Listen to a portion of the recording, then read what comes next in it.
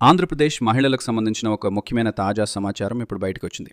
ఆడబిడ్డ నిధి పథకం కోసం ఇంటింటికి సర్వే ప్రారంభం అవుతుంది. ఈ సర్వేలో మీ వివరాలు నమోదైతే సంవత్సరానికి 18,000 రూపాయల వరకు ఆర్థిక సహాయం పొందే అవకాశం ఉంది. ముందుగా ఒక చిన్న రిక్వెస్ట్, ఈ వీడియో మీకు ఉపయోగకరంగా అనిపిస్తే దయచేసి ఈ వీడియోకి లైక్ చేయండి. మీరు లైక్ చేయటం వల్ల ఈ సమాచారం ఇంకా ఎక్కువ మందికి చేరుతుంది. ప్రభుత్వ పథకాల గురించి తెలియని వారికి కూడా ఈ సమాచారం ఉపయోగపడుతుంది. ఇప్పుడు ఆడబిడ్డ నిధి పథకం గురించి పూర్తిగా తెలుసుకుందాం. ఆంధ్రప్రదేశ్ రాష్ట్రంలో మహిళలకు ఆర్థికంగా సహాయం చేయడానికి ఈ పథకాన్ని తీసుకొచ్చారు.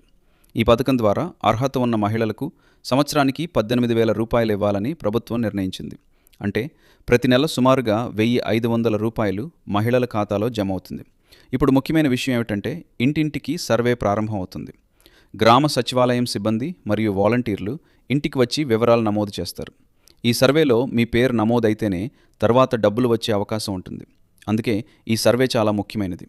ఇప్పుడు ఈ సర్వే సమయంలో అవసరమైన ప్రూఫ్స్ గురించి మాట్లాడుకుందాం. మొత్తం 6 ముఖ్యమైన పత్రాలు అవసరం అవుతాయి. మొదటిది ఆధార్ కార్డు, రెండవది రేషన్ కార్డు, మూడవది బ్యాంక్ పాస్బుక్, నాలుగవది ఓటర్ ఐడి లేదా ఇతర గుర్తింపు కార్డు, ఐదవది ఆదాయం ధృవీకరణ పత్రం, ఆరవది నివాస ధృవీకరణ పత్రం. ఈ పత్రాలు సిద్ధంగా ఉంటే సర్వే సమయంలో వెంటనే నమోదు చేస్తారు.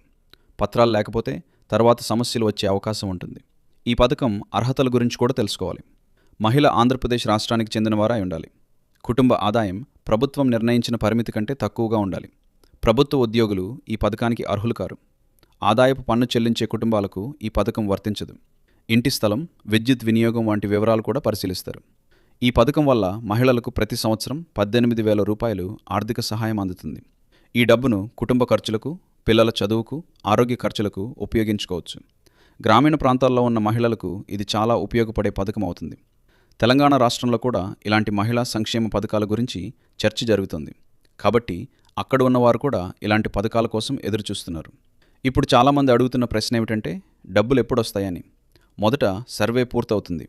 ఆ తర్వాత అర్హుల జాబితా విడుదల చేస్తారు. జాబితాలో పేరు ఉంటే బ్యాంక్ ఖాతాలో నేరుగా డబ్బులు జమ చేస్తారు.